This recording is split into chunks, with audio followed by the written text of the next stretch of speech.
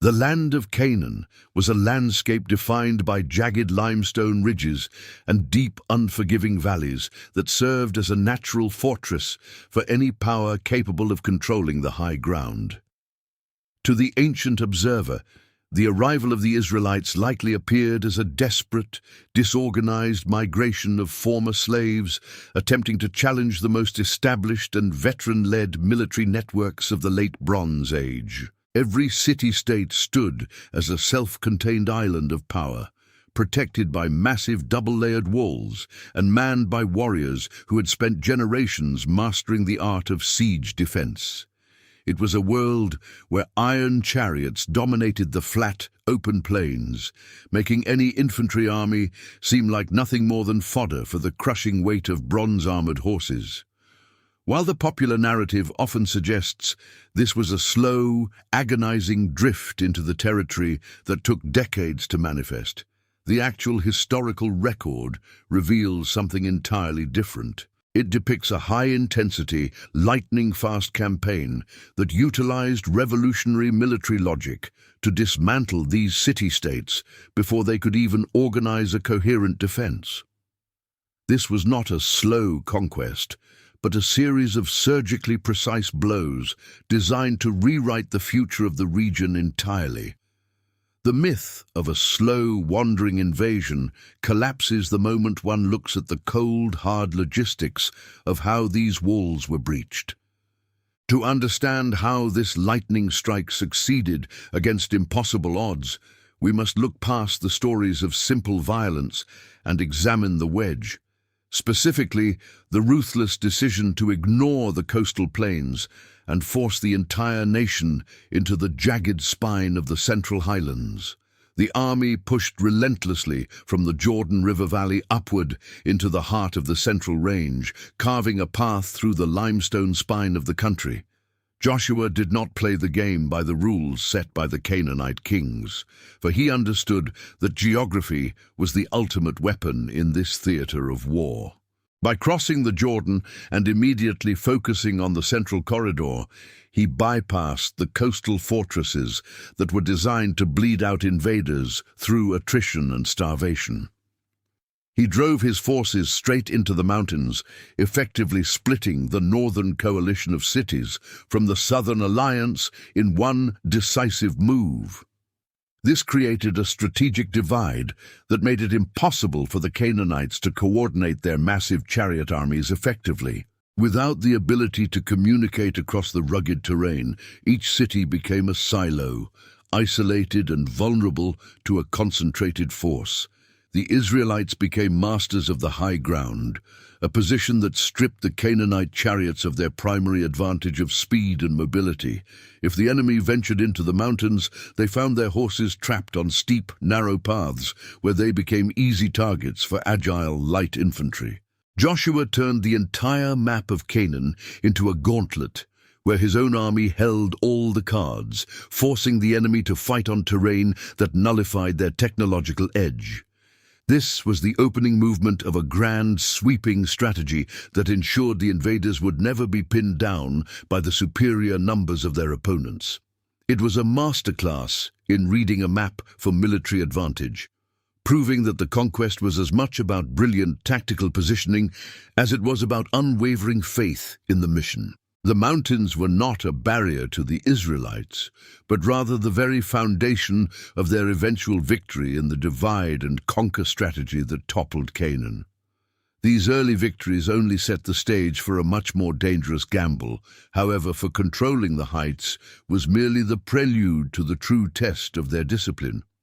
If you want to continue uncovering these hidden tactical realities of the biblical narrative as we journey through the history of the ancient world, please consider subscribing to the channel to ensure you do not miss our next deep dive. The danger of the heights was real, but the greater danger lay in the arrogance of an enemy that believed their walls were invincible.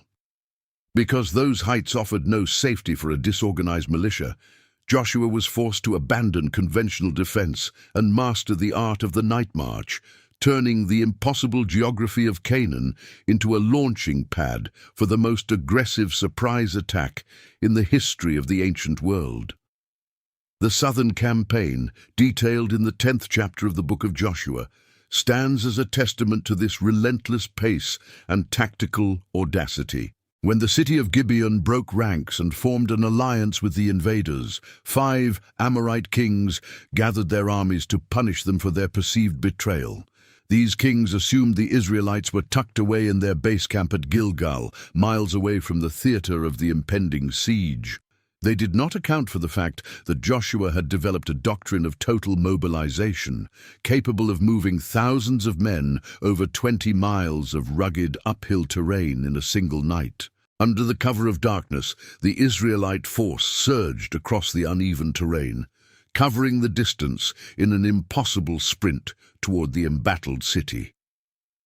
This forced march was not merely a physical feat of endurance, but a calculated gamble that delivered the Israelites to the gates of Gibeon exactly as the sun began to rise.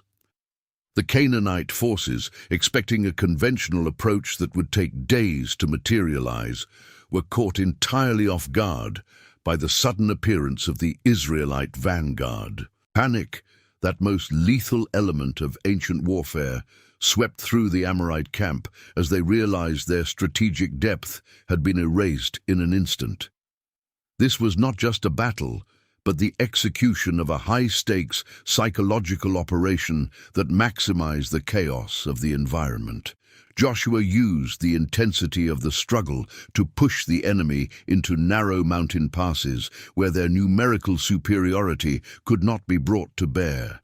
The account mentions the elements themselves turning against the defenders as a devastating hailstorm broke the formation of the Amorite ranks. This divine intervention was the catalyst that Joshua needed to turn a tactical surprise into a total rout, proving that his military logic was perfectly tuned to seize the moment whenever it presented itself. The speed of this assault was a deliberate choice, intended to ensure that no city could organize a secondary line of defense before the primary threat had been neutralized. By maintaining this unrelenting momentum, Joshua effectively dismantled the southern coalition in a matter of hours, rather than months of static, costly siege warfare. Every decision reflected a commander who understood that time was the most valuable commodity on the battlefield, leading to the rapid collapse of local resistance. The logic behind this campaign was to create a vacuum of power that could only be filled by the vision that Joshua carried for the future of the nation. It was a cold, calculated and brilliant application of force that proved to the rest of the land that the old way of living under the shadow of the city-states was over. This was the tactical heart of the war, a sequence of events that solidified the image of the invasion as a lightning strike that left no room for error. Everything from the forced march to the timing of the engagement was calibrated to ensure that the strategy of conquest was executed with absolute clinical efficiency. Yet for all this success, a singular hidden threat remained that could undo everything if it were allowed to consolidate. Yet dismantling the corrupt infrastructure of these cities was only the first step in a much larger, darker necessity, as Joshua realized that as long as the command center at Hazor remained standing, the war would never end, forcing him to commit to the final, surgical strike that would decapitate the entire Canaanite resistance in one stroke. This was the final step of the ban, or herem, which served as both a strategic and spiritual necessity to ensure the nation did not succumb to the very idols they were fighting to remove. Hazor was not just another city, but the undisputed head of all the northern kingdoms, functioning as the central hub for trade, military recruitment, and strategic planning across the entire region. It held the keys to the logistical network that connected the disparate city-states of the north, and it was the only entity capable of organizing a counter-offensive that could potentially reverse the gains made in the central and southern corridors. The army pivoted sharply, marching northward along the high mountain roads to isolate the final stronghold before the northern coalition could muster its full strength. Joshua understood that he could win 100 minor skirmishes, but if the brain of the resistance remained active at Hazor, the entire project of settling the land would remain in jeopardy. He moved his army north with the same speed and secrecy that had defined the southern campaign, refusing to allow the northern coalition time to finalize their preparations for war. This final phase of the conquest was a display of surgical warfare, as he bypassed the outer villages to focus entirely on the destruction of the central command structure. When Hazor fell, the entire Canaanite coalition crumbled because they had no center left to hold their interests together. The destruction of this city served as the final seal on the strategy of total victory, ensuring that the influence of the old, idolatrous culture could not regain a foothold in the land. This was a hard, definitive conclusion to a campaign that had been built on the foundations of tactical brilliance and divine direction. The removal of the logistical brain of the enemy was a move of pure military genius, demonstrating that the invasion was never a series of random events, but a cohesive plan to secure the promised territory.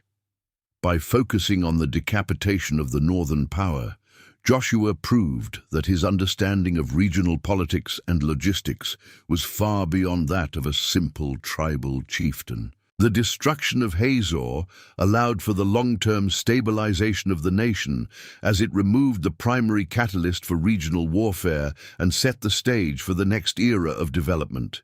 It was the ultimate high-value move in a game of chess played on a massive scale, proving that the conquest of Canaan was a masterpiece of strategic design.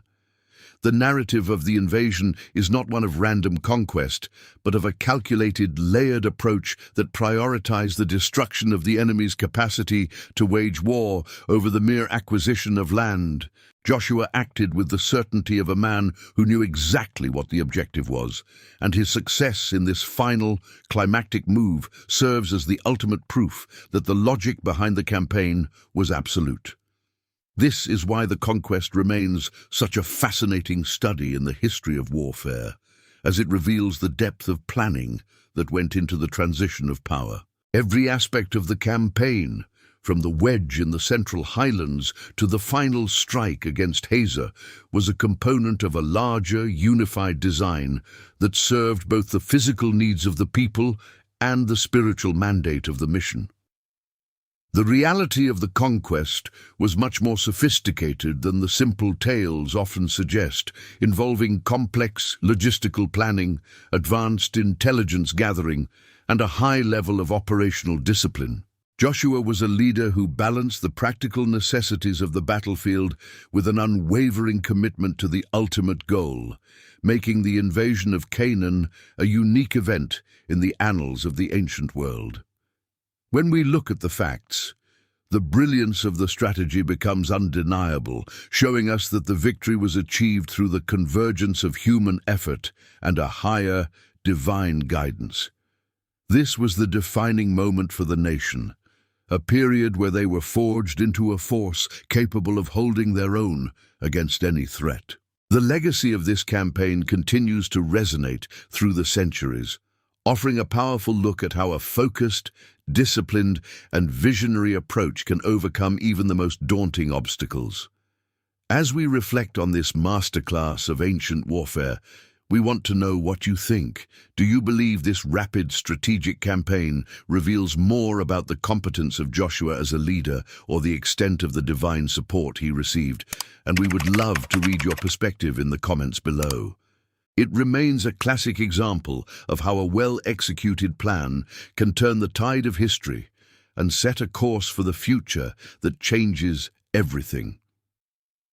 Ultimately, the story of Joshua's invasion is a story of how a small, determined, and well-led people transformed their circumstances through sheer tactical superiority and faith, leaving behind a legacy that has shaped the world for generations.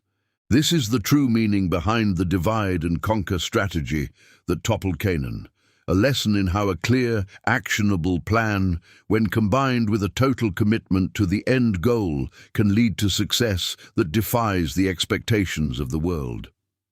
Through the lens of the military logician, we see that the conquest was never a matter of luck or sheer force, but a testament to the power of a strategy that was designed to be impossible to stop. We have now closed the loop on the myth of the slow invasion, revealing the rapid surgical reality of a nation that moved with the precision of a master tactician, proving that even against the most fortified walls, a singular, inspired vision can alter the course of history forever. The campaign was not merely a series of battles, it was a profound, strategic alignment where human discipline met divine purpose, ensuring that the legacy of a people would endure long after the walls of Canaan had fallen.